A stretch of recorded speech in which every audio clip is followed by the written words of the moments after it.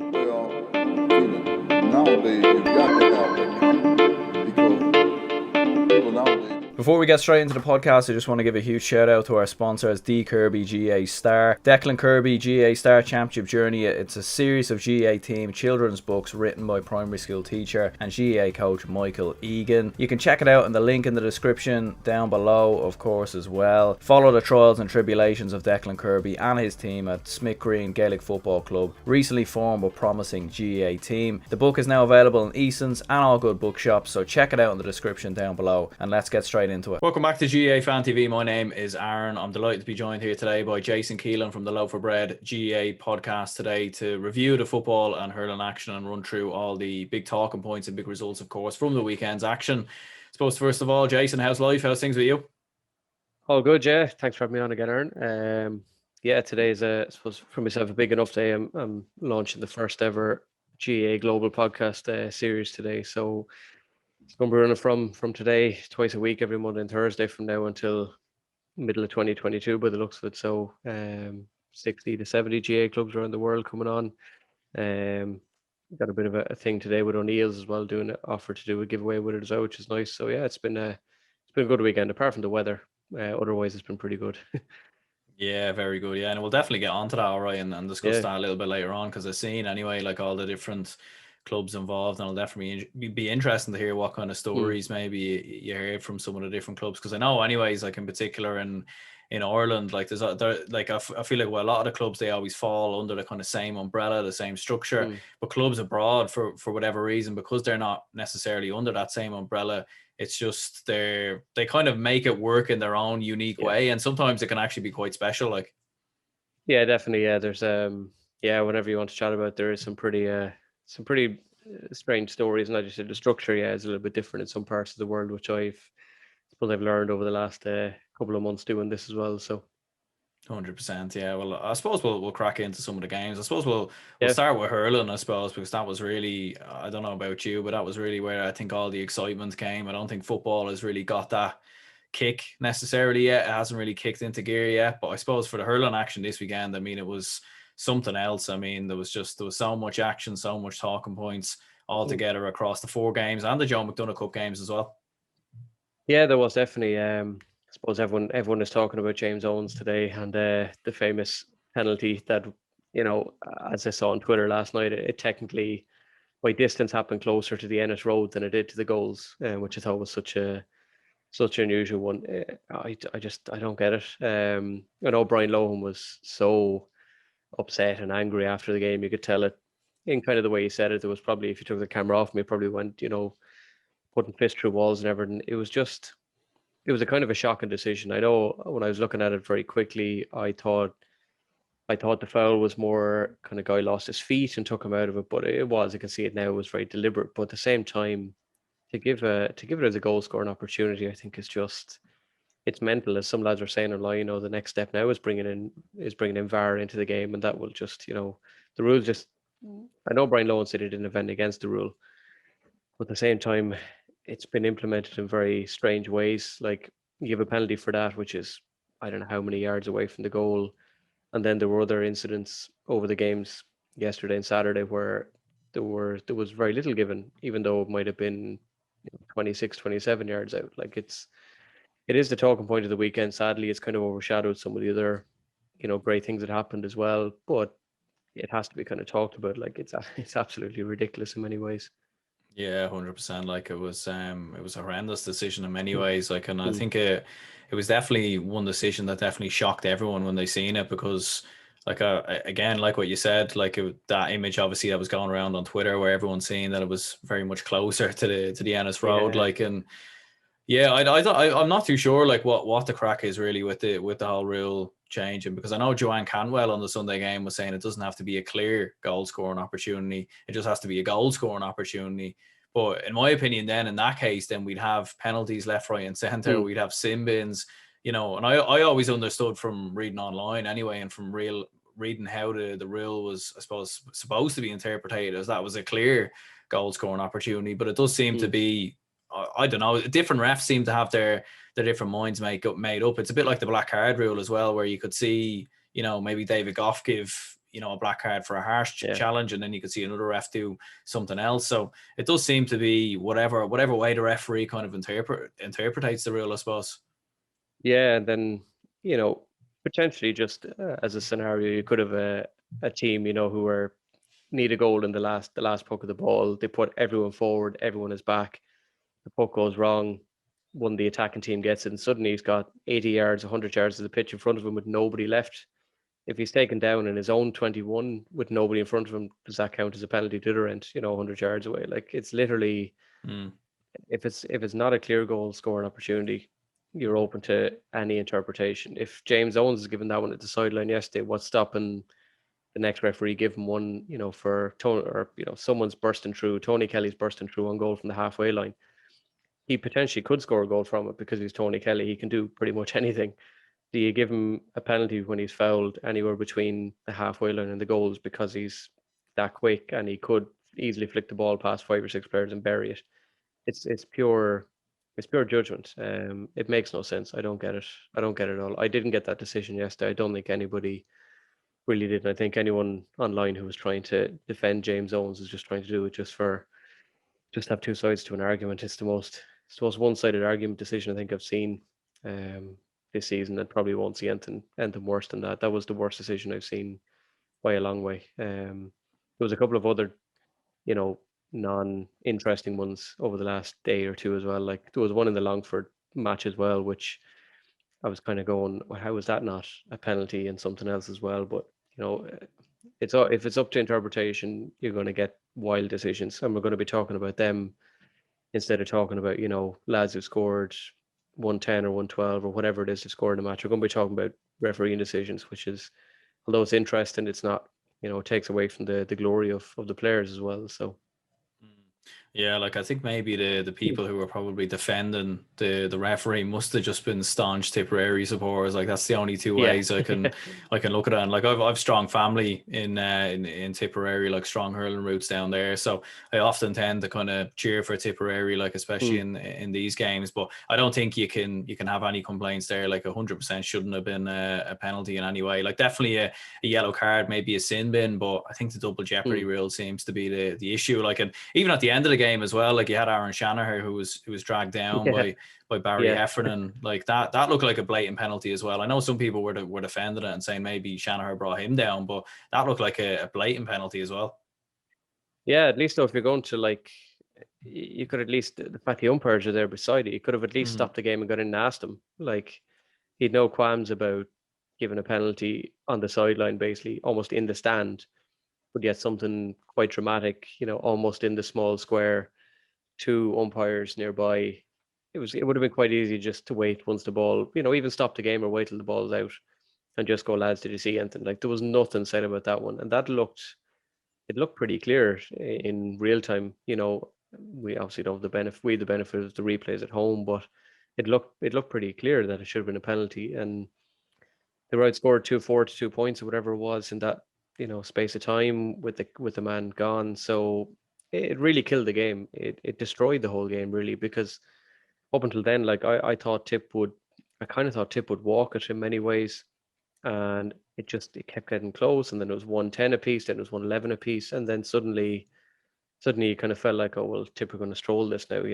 They could afford to hit plenty of wides. They hit a few bad balls in as well into the forwards.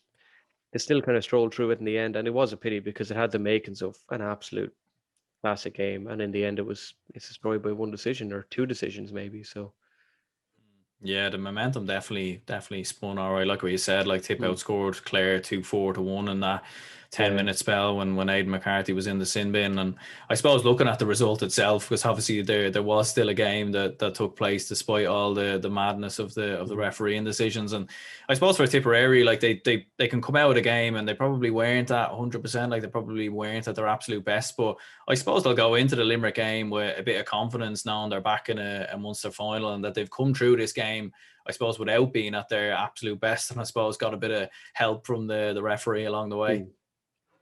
Yeah, it probably will, I would say, be the game of the season, really. It's very hard to see, Galway were so poor against Dublin. Now, Dublin, in fairness to them, were very good, but you have to think Munster hurling is still very much where it's at. in terms of the games you want, Tip, will go into that game knowing there's at least 2-3 more gears left in them. Forwards shooting was pretty good in fairness, but probably still could have been stronger. They had was it Ivor Quilligan who they're up, or the keeper anyway, like, making saves, some pretty cracking saves. And again, they get totally overlooked. Like, there's not a mention of those saves. Yeah. Today it's all just about the referee. Like, there were some, one he made with his foot as well, and one that was bobbling in front of him. Like, you don't talk about any of those. So um I think Tip, I hate making predictions because all my predictions have been shocking this year, like a lot of people, but I'd like to think Tip will be thereabouts at Limerick. I think Limerick though also have plenty to give, like plenty more gears to go. They're probably strolling in some ways, I suppose, in terms of their own standard that they've set. And but it could come down to the fact that they're such a physical, muscular, tall, strong team that you'd be just kind of wary for Tip of whether they have enough in the tank to actually beat them. But I'd like to think that it would be, especially with a few fans in the stadium as well. Jesus, the difference it made at the weekend was outrageous. Just hearing a few screams here and there, like that wasn't just one person on a bench, actually hearing like 100 or 200 voices screaming. Even the booing at the end, as much as you hate to see it, I was like, Jesus, great. Like, there's people here, to actually boo. So I think all that adds to it. I think the fans certainly will make a difference as well. Yeah, like even in the Wexford Kilkenny game as well, like the atmosphere there looked, brilliant. Like, and you can tell that the atmosphere just plays into hurling, it plays into the flow of the game and the way the game moves and the way possession is recycled and chances are created. And like what you said there, like, yeah, Quilligan made a number of good saves as well. Like, I remember Shamey Callan had a couple of chances, and Jason Ford as well. Like, and I suppose for Clare, they just kind of ran out of steam a little bit, I felt anyway, in the second half, I suppose, with few wides that you probably wouldn't normally see from the likes of your Tony Kellys and a few other players as well. Like, obviously they're going into the qualifiers now. It's going to be tough for them, I suppose, to go on and potentially reach an All-Ireland semi or potentially go on from there, because when you look at the teams that are in the qualifiers now, it's going to be tough for them. Yeah, I suppose at least I suppose in one way they have the benefit of it. The fact that footballers have nothing, a lot of teams who prepared for so long to get one 70-minute game and then that's it, good luck. Whereas at least Clare have the opportunity to get back into it. I don't think Brian Lohan really was too enamored kind of a full time yesterday about talking about the back door or any of that. But when they regroup and regather and forget about what happened, they'll see that there's an opportunity there and something to build on. And maybe it mightn't be the worst thing that they get a backdoor game. It could be someone that they're well able to take on and well able to beat, and it might just be a case of, hopefully it doesn't come down to it, but it could be like a shooting practice kind of thing for them, where they maybe just need to beat someone quite convincingly just to sort of put their name out there again. But yeah, of course they'd rather not be in that situation. Of course, neither would Tip either, but at least they have the benefit of it in some ways, which I think, as they often say in the back door, it kind of stands to you to have a bit more practice under your belt, especially the last year and a half, having had so few games overall, that it mightn't be the worst thing for them. They might reappear again in the last four. I think a final is pushing it maybe for them a little bit, unless they really up their game. And I still think there's too much of an over reliance on Tony Kelly to do everything. So yeah, I don't see them being in the final. Sorry to all my family down in Clare, but I just don't see that happening. So Yeah, like I'll definitely be tough for them, all right. Like, especially when you look at the route, like having to go all the way from here will definitely be tough. I suppose Cork and Limerick, like, we'll touch on that game. Obviously, Limerick won that 222 to 117. I suppose not perfect from Limerick, but they got the job done anyway. And I suppose in the most Limerick fashion, when you look back at Limerick over the past couple of years, where they haven't always been at their best, but they do enough to get the job done. yeah, it's probably a case, I suppose, for them of maybe John Kiley not wanting to show his hand too much, especially going in as, the red hot favourites, and maybe just not wanting to give too much away. Sort of got through, I just said, got through what they needed to do. Pete Cork sort of put them away handily enough in the end. In some ways, the scoreline mightn't reflect it, but it was kind of a, second, third gear performance, really, if even. Whereas Cork were, in some ways, sometimes in the game, looked like they were breaking their backs to try and even get the ball back, and Limerick were just quite happy poking it around. Halfbacks are so dominant for Limerick. You have to feel that it's going to be a team who are well able to shoot from long range that are going to beat them, because Limerick are not going to concede too many goals by the looks of it. The fact that Kyle Hayes and them at the back and just stroll forward and knock over points and score goals. It's kind of terrifying for a lot of teams, who can't do that. So, and yet at the same time, they're just these absolute 6 foot plus warriors who can just stand there and just be a brick wall. So, yeah, it's kind of job done for Limerick. So far, whether anyone will beat them or not, I don't know. But you'd like to think Tip would give them give them a rattle at least. Maybe just let them know that there is others there. I was hoping, I suppose, Galway would do something and maybe set up some kind of interesting showdown. Didn't think Kilkenny would come through kind of the way they did. So there's certainly hope for the hurling that it won't just be a Limerick dominance. But at the same time, someone's going to have to seriously, physically kind of up their game more than anything else, and maybe get a long range shooter or two, out of the pack to try and score, because they're certainly not going to run through them anyway. Yeah, like I think the most impressive thing about Limerick, like from watching them myself, is that like I think with a lot of teams in hurling, they can at times be maybe over reliant on their sharpshooter, like maybe Cork or with Patrick Horgan, although not too much this year, but Clare with Tony Kelly, Galway with Joe Cannon, but with Limerick, even like when Aaron Gallan maybe has like a bit of an off day, Gerard Hegarty will step up, and Keane Lynch will step up, and Kyle Hayes, and then you've got Shamey Flanagan in there as well, who's been a top hurler over the past couple of years as well for Limerick. Like I suppose with Galway's defeat, I mean, it looks like Limerick are probably going to be clear favourites. I mean, I fancied Galway to win the All Ireland in all honesty, and that prediction's probably been blown wide open, unfortunately. Well, actually, for myself as a Dublin fan, I'm quite happy about it. But for Limerick, I suppose they're looking like the clear favourites. Like there's probably no two ways about it at this point. Yeah, Galway's one was a surprise. Like there's no ways about it. I did say Kilkenny. Funnily enough, that was my pick with some of the lads on the WhatsApp, and they were a little bit surprised at me choosing Kilkenny. I just thought maybe that there's something in them. Very, very good game yesterday. And again, we talk about referees, like Fergal Horgan let that game run, and it turned into an absolute belter of a game.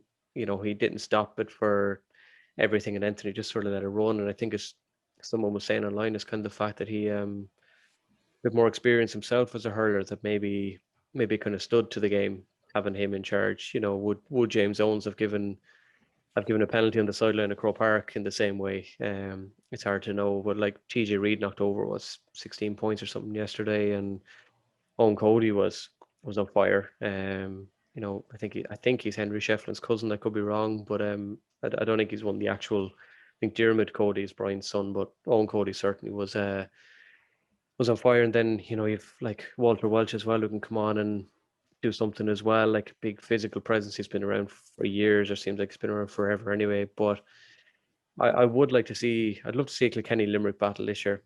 I don't know why I picked Kilkenny. I can't really put my finger on it. And of course, like Lee Chin got whatever 14, 15 yesterday. He could have easily knocked them out. But yeah, I still like Kilkenny. I think there's something about them. I'm not ruling out Dublin by any means. That was something tactically that was brilliant from Matty Kenny yesterday. That was kind of waiting to happen. It's just kind of been building since whatever Dublin won it. How many years ago? Was it 7 or 8 years ago or something? They won it now, so it's kind of been building. Delighted for the likes of Chris Crummy. Liam Rush obviously is a man from around my area of the school where I teach. So delighted to see him and a few of them doing well too. And I think it was Conor Burke got the man of the match around midfield, and then like he was class. He kind of stood out, even though I knew nothing about him. He stood out like a sore thumb in a great way in that game, because I just thought he dominated so much. And then I think Ronan Hayes or someone up front was like there's not a lot of household names in that Dublin team, realistically, when you look at it. But a win like that is just enough to repel them up. And who knows what happens the next day now, whether they get some silverware under their belt possibly, which would be a huge step. It wouldn't just be the Dublin footballers. You'd be talking about the hurlers now as well as kind of household names. So I'm delighted for them. I still, not that I hope Kilkenny get to the final. I don't particularly care too much about them, but I would like to see them do something. Cody's been around now long enough, to know how to build a team from scratch. So I think I think if they don't do well this year, I think he could go though as well. I think kind of like a Mickey Hart type thing. I think he's kind of coming to the end of the road with them. So yeah, I'd like to see someone beat Limerick, but hard to know who it is. It could be Tip, it could be Kilkenny. I don't think it'll be Dublin. I don't think it'll be Galway. I don't think it'll be anybody else really. It's kind of one of the two of those. So Yeah, like and speaking of Dublin, like you were kind of mentioning them there, like I mean, they looked in particular like they were singing off the same hymn sheet in many ways. Like that was the thing that kind of stood out to me the most. And I remember even speaking to David Keogh, Dublin hurler. He's not in the oh yeah, starting 15 now, but he's on the bench. Like, but he was speaking to me in podcast there not too long ago, and he was talking a bit about like the unity and working together and kind of singing off the same hymn sheet and all working towards the one goal. And I thought this was very evident here because the way they pressed Galway at different times as well, and the way they defended as well with the likes of Owen O'Donnell and Dereck Gray, like probably arguably have the best defense in the country. Maybe certainly probably don't have it going forward, but certainly defensively anyway with the likes of Owen O'Donnell and a few others there. They'll certainly give whoever comes up against them, obviously Kilkenny next, and then after that, whoever the forwards are, they'll certainly make them work for it anyways. yeah. I suppose you mentioned the defenders like O'Donnell and Dereck Gray, and then Smith. I think is at the back three or something like that. But they're quite athletic, I suppose, for defenders. There's kind of a similarity in some ways between the Dublin football defenders and the hurling defenders. There may not be, I know that Owen O'Donnell's a fairly, big enough lad, but they may not be, these monster standout like Limerick looking lads, but they're insanely athletic. And to take down Galway the way they did, so clinically in many ways. I know Galway shooting was absolutely woeful at the best of times, but they were still very, very clinical in what they did defensively.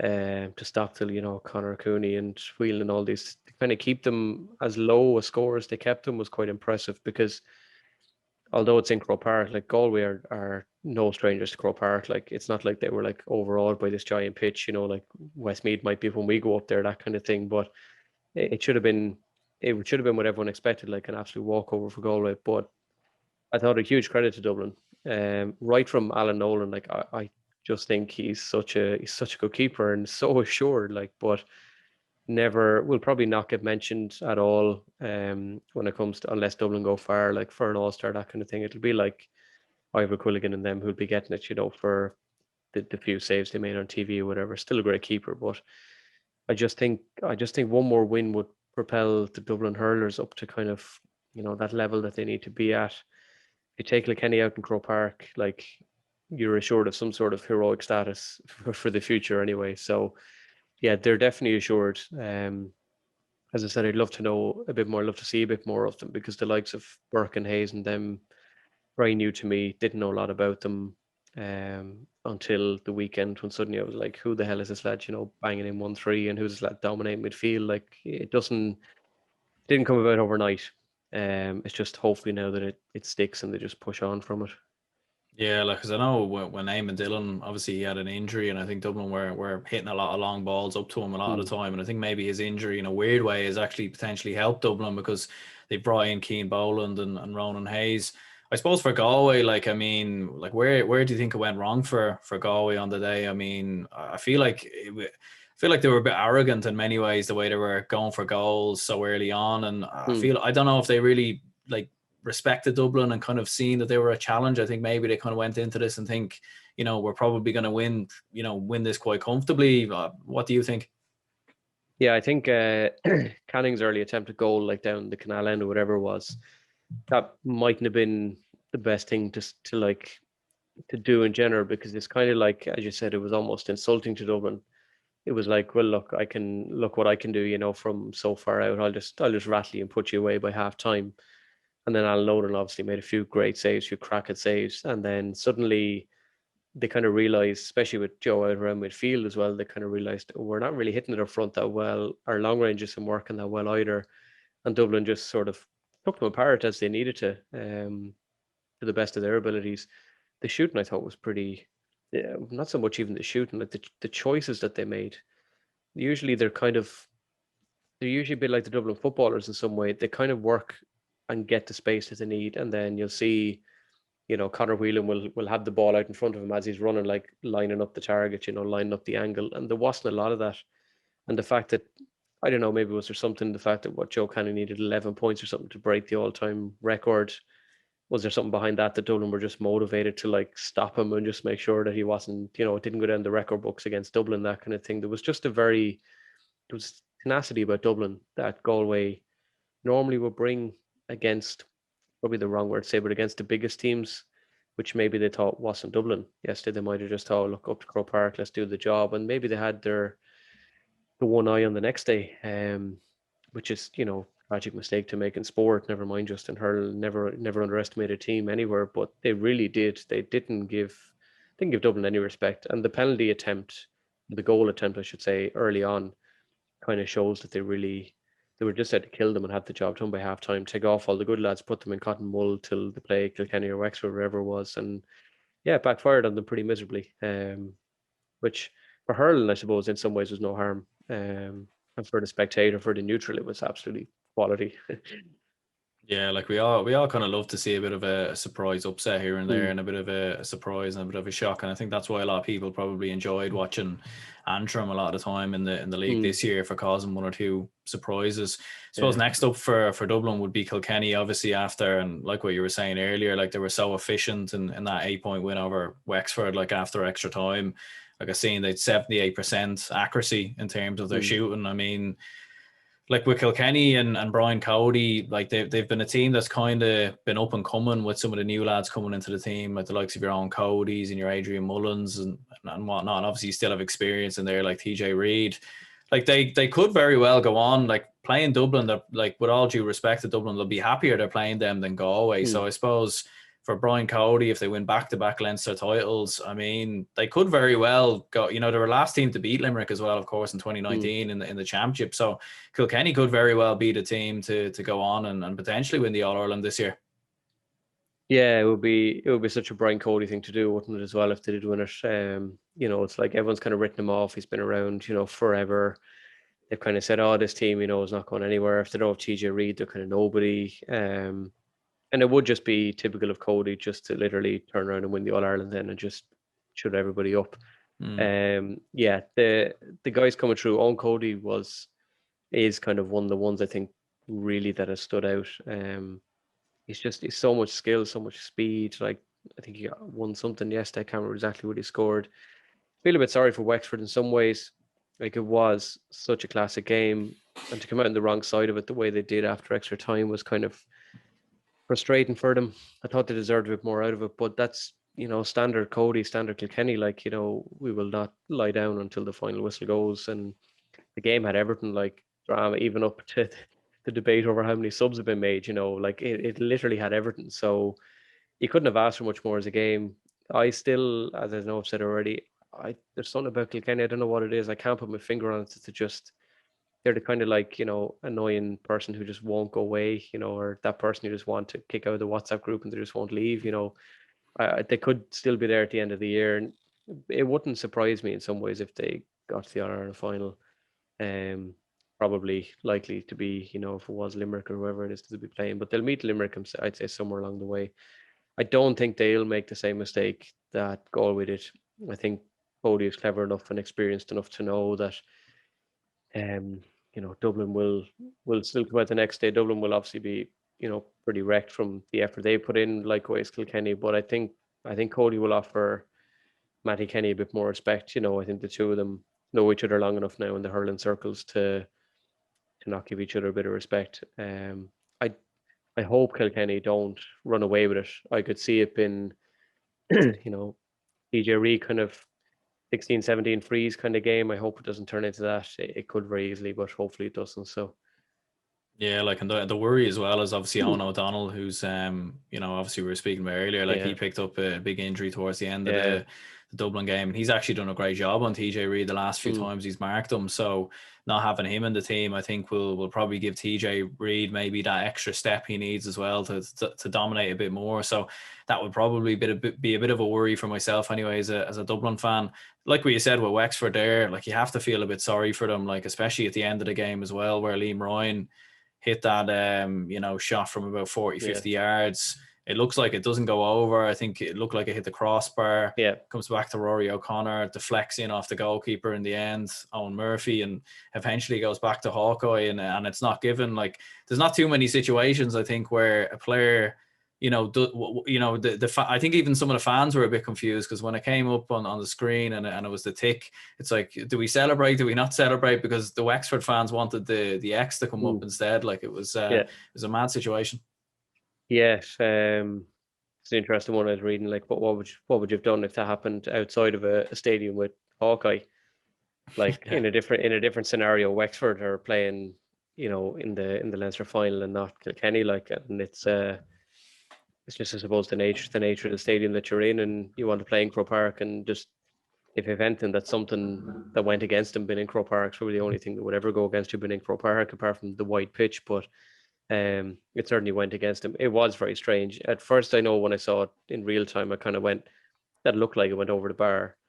But, with obviously the benefit of seeing on the TV screen at that angle. If you're in the stadium and you're the far side, you're going, and you're a Wexford fan, you're thinking, like, happy days.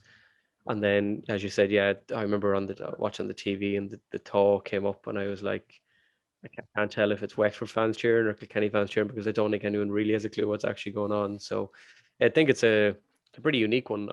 I'm sure it has happened somewhere before, but it doesn't come into my memory of having actually seen it like that before. I know I've seen it with football before, where it's hit the back stanchion and come out, and umpires have missed it, that kind of thing. But I've never seen the ball go over the bar and then go into the net and then be disallowed as a goal and given as a point. So yeah, I certainly feel sorry for them. But at the end of it, like, it was the correct decision. Unlike another refereeing decision that we've mentioned already, it was actually the correct one, and Fergal Horgan did his job correct. Like, he stopped the game, went into the umpires, like, he did what he had to do. There was no, oh my God, rush and panic, and he just very calmly went in, sorted it out, called for Hawkeye, and that's it. So yeah, you feel sorry for Wexford, but as I said, it's Cody gets the rub of the green sometimes, and as I said, if it was in any other stadium in Ireland with no Hawkeye, he would have probably not got the rub of the green. It's just the way it went for him, I suppose.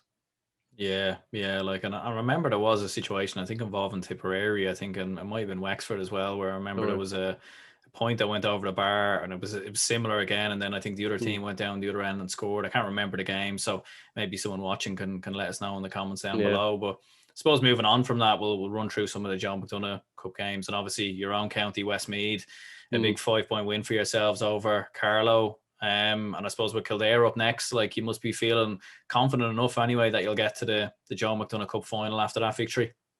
Yeah, hopefully. Yeah, it was great for us in some ways, after complaining about all the murderings we took in the league. It was kind of nice that maybe it stood to us a little bit. The fact we were a couple of points down, I think, with 6 or 7 or 8 minutes left, and in the end we won very clinically, which maybe mightn't have happened if we hadn't, taken on, the bigger teams hit down here in Mullingar. So I was delighted for the forwards in particular, because obviously they've been so starved of scoring over the league. Been whatever 5-35 against Galway and 7-27 against Cork. Like, conceding that it was kind of all the action was in one end in each half kind of thing. So I think all 6 of the Westmeath starting forwards scored, or 5 of them at least, and I think Dereck Clinton or someone came on as well and scored. So for our forwards, it was a great day. Did feel sorry, I suppose, for Chris Nolan on the Carlow team, who put in like a display that probably would have got him, man the match in any other scenario, except he ended up on the losing team. But yeah, certainly for us, it's nice to get a win, because a bit like the footballers as well, the season had threatened to kind of run away from us a little bit. It was airing towards, the entire county men's teams at senior level winning no games all season, and then we managed to get 2 in the same weekend, which was great. But yeah, certainly we have to think that we'd be able, we've some experience against Kildare in the past. I would anyway, put us up there as been higher ranked than Kildare. So I'm hoping again that even though it's not the greatest experience, still the fact you played in the same pitch as some of the big guns who are challenging for Liam might stand to us against Kildare, and we might have the same efficiency hopefully the next day as well. Yeah, like, it definitely puts you in a great position anyway, I suppose, going into that game. And obviously with the scoreline, Down beat Meath 127-216, but of course Kerry beat Down last week, and they play Meath on the final day. So you'd have to feel, with all due respect to Meath there, that it's probably going to be Kerry that you would face in a Joe McDonagh Cup final if you do come past Kildare. How would you feel going into that? I mean, Kerry obviously in the Joe McDonagh Cup final last year certainly have a lot of experience in their team, and they've certainly been a county building towards the Liam McCarthy as well. Yeah, we've I can't remember exactly dates and stuff, but I know they've beaten us before on a couple of occasions, I think. And yeah, of all the teams that are left, it's certainly the one I'd be most wary of. I've seen a little bit of Meath in the hurl as well. I know Mickey Burke, I know, still lined out for the Meath hurlers as well. A good podcast guest as well. And if he's listening, no offense, Mickey, but we definitely beat you. But yeah, Kerry would definitely be the ones that I would be most concerned about. I think I don't want to make the same maybe mistake that Galway look in the game ahead. I'd like us to see what Kildare bring first, and then we probably know a bit more. I wouldn't judge the lads on the league, because that was just, that was a different kettle of fish completely. And I still wouldn't judge them entirely on what they did yesterday against Carlow, because I think there's possibly more going forward and maybe defensively as well. And I know yesterday Davy Glennon didn't start as well, which I thought was a surprise move, given his experience and the fact he's now come from a All Ireland winning Galway side to play with us. I thought it was an unusual move in some ways, but clearly it paid off. Swapping the team around a little bit, bringing in some legs that maybe hadn't got the chance in the league, and I hope we have enough to beat Kildare. That's all I would say. Kerry, we can leave Kerry Meath down the line. I'll wait till Kildare next week, because I'll be afraid to jinx it and say we'd beat Kerry or beat Kildare straight away. We'll take Kildare first and then see what happens then. Yeah, like Kildare, they're kind of a bit of a banana skin in many ways, because they certainly did put it up to Carlow as well. Like, there was only a couple of points in that game. So I suppose, like, for Kildare in general, like, and when you look at their league form as well, like, they'll certainly be a test. Like, yeah, definitely. You mentioned banana. Yeah, I suppose like Ireland playing Cyprus in the soccer, isn't it? We think we're going to walk through them, and then suddenly look what happens. So, yeah, I hope we'd have enough to get past them. No disrespect to Kildare at all, but I think we've more overall, like, going back to, like, even, I know it's a long way back, 05 and 06, like when we were Christie Ring winners against Down. Like, I look at what we've built from there. Like, we have built a fairly good base of hurling in the county. There's probably a lot to be said for our league campaign, and the fact that we get one shot essentially against these big guns, and then we're kind of turfed out again, and God knows when we're back in again. Like, it doesn't help us in any way. But Kildare, Kerry, Meath, maybe the likes of Sligo, Kildare, Carlow, that is kind of our level realistically. Getting the chance in the league to play against the big lads was great. Statistically, it wasn't great, but otherwise it was nice to play against them, and nice to have them here in Mullingar as well. But certainly Carlow, Kildare, Down, Kerry, that's our level at the moment, and we need to make sure that is our level, and we don't get beaten by Kildare and then suddenly we're back to the drawing board again. So yeah, 100%, definitely be worth keeping an eye on. Before we do wrap up, anyway, I was going to ask you obviously about Loaf of Bread season 2, Loaf 2, obviously going global. I suppose I'll give you the floor. You can speak about it. Yeah, it's something I kind of built, I suppose, last 10-15 years of traveling to 100 or so odd countries, like on holidays and different things, and seeing cultures and people and great sport and stuff abroad as well. That the GAA clubs abroad, there are so many of them that a lot of them don't get a lot of recognition. You get the Middle East games, which people kind of know a lot about. We've had the RT pundits and all stars and stuff out there. There's some clubs well known, but then my aim was to try and give some publicity to the clubs around the world, maybe who nobody knows about, along with the ones that people do know about. So it's twice a week, every Monday and every Thursday morning, 9 a.m. There'll be a different club on, and it'll be a short bit of history on the club and on the city or the country they're from. Plenty of crack and stories in the chat with the people who come on from each club, and then a bit of a preview to the one the next day that's on as well. So it started out as a message to a few clubs, kind of one in each continent.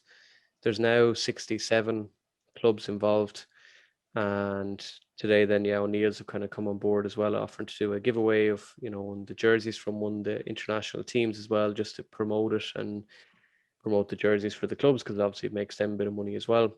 But you get some amazing things like Hyundai Gale is the smallest club in the world in China. You get Bermuda GAA, who I went out to see years ago. My sister-in-law was part of their founding, on an island that's 40 kilometers big.